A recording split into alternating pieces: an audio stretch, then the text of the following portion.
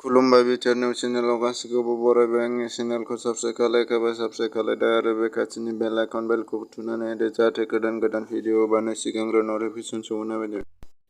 चिरां जिल्लायाव हाग्रानि मैदेरा फैनानै सासे सुबुंनि जिउ खहा खालामनानै होदों। सेरमां दैमानि उदखारजों भुगिनांदों बलासरा गामिनि रायजो राजाफ्रा। बाक्सा जिल्लानि साम' हाथायाव बिस सावथुनखौ नायनो सुबुंनि बाना फैला मेन्डेलानि कमेडि बायदि मैया रंजानाय मोसानाय सावथुन।